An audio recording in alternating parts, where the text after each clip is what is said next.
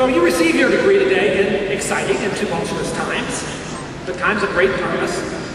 And in preparing to speak to you, recognizing that wisdom expressed in commencement addresses tends to have a half-life measured in milliseconds, I tried to think what I could say to you that would matter. I've listened to dozens of commencement addresses, and I really only remember one of them. That, oddly enough, was at my high school graduation, not too far from here in Stanton, Virginia.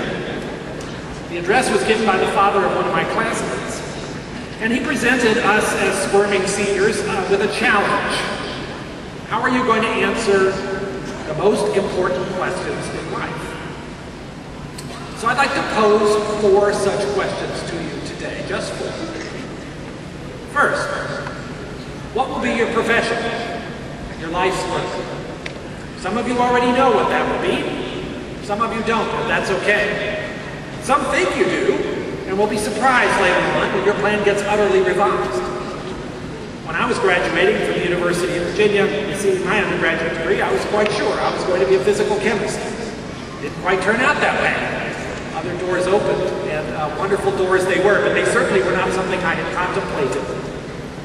Another of the honorary degree recipients today, Charles Bryan, telling me about a wonderful book he's writing called Turning Points, about times in everyone's life where things come along that you did not expect, and suddenly your life is very different than it otherwise will be. Each of you will have those experiences. Don't be afraid of them. Welcome them. You never know what opportunities might suddenly appear that you hadn't contemplated, but might actually be part of your calling. And there's certainly a phenomenal opportunity now, especially in science and medicine, but in many other fields as well. So think big. But as you think big and dream those great dreams and imagine how you can make an impact on the whole world, and you should think about things in those terms. Remember the words of Albert Schweitzer, that our technology must not exceed our humanity, that therefore a lot of what we end up being able to do as human beings on this planet are accomplished in a less grand way than perhaps we might have imagined.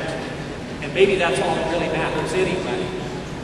When I forget this lesson, which I sometimes do, I always think back to an experience I had 20 years ago. I had decided to volunteer as a missionary physician in a small hospital in Nigeria. It was a hospital where there were way too many patients for the number of doctors who were there, where the resources were limited, the facilities were quite rudimentary.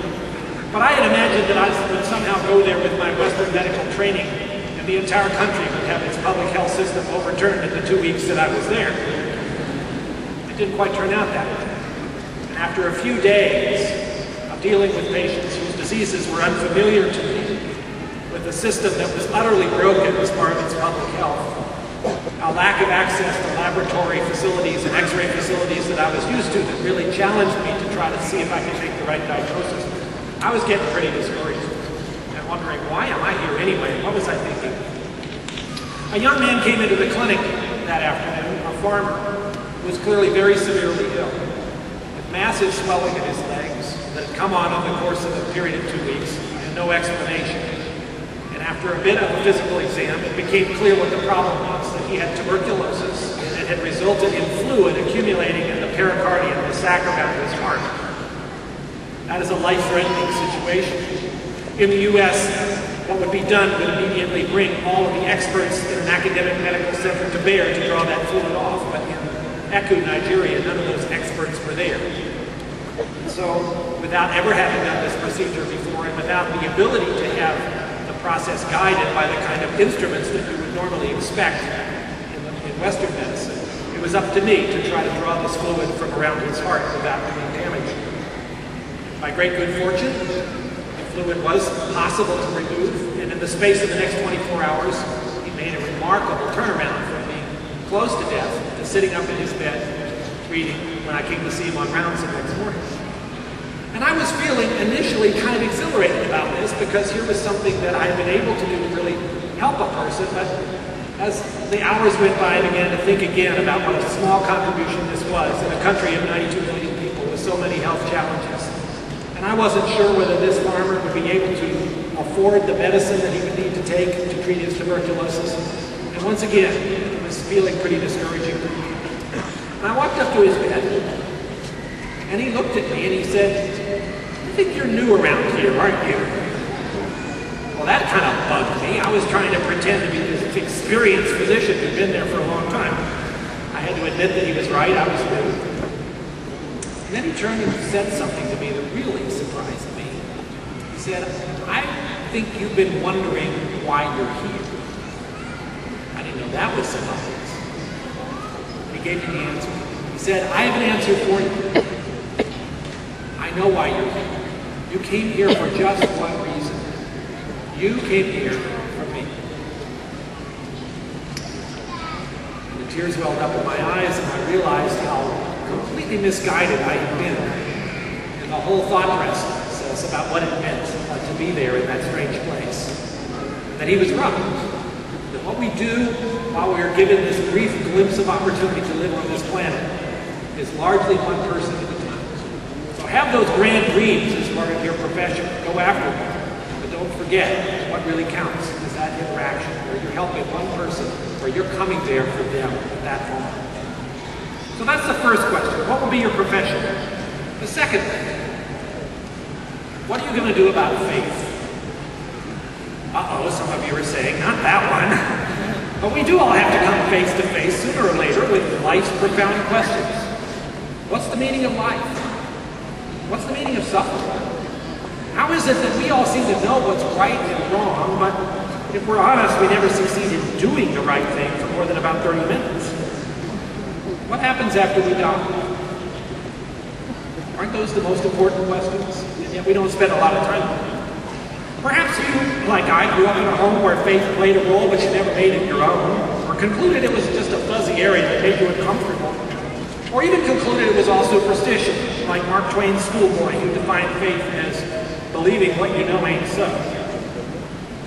Or perhaps you simply assumed that as you grew in a university like this one, in knowledge of the natural world, that faith was incompatible with a vigorous intellect, that God was irrelevant and obsolete. Well, from my perspective, I'm here to tell you this isn't so. All of those half-truths against the possibility of God have logical holes in them big enough to drive a truck through. I wrote about some of these in my own book, The Language of God, detailing how, as an atheist who became a scientist, the investigation of the natural world takes on new excitement as a means of glimpsing God's creation.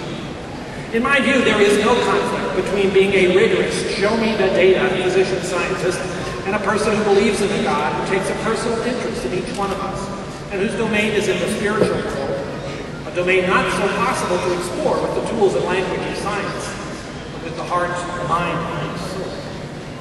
And yet it is remarkable how many of us fail to consider those questions of eternal significance until some personal crisis or advancing age forces us to face our own spiritual impoverishment. Don't make that mistake. Third question, what role will love play in your life? Well, as much as possible, right? There are several kinds of love. There's love for one another, that selfless love that C.S. Lewis calls agape. Are we good at that? Not necessarily. Prejudice still abounds. Though genetics is teaching us that there is no scientific basis for drawing precise boundaries around ethnic and racial groups, we still focus on physical differences of facial features, of skin color, or hair texture, as if they meant something. They do not. We are 99.6% identical in our DNA instruction books. Saul Bellow wrote, however, in expressing love, we belong among the undeveloped countries. So you have a chance to change that one person at a time.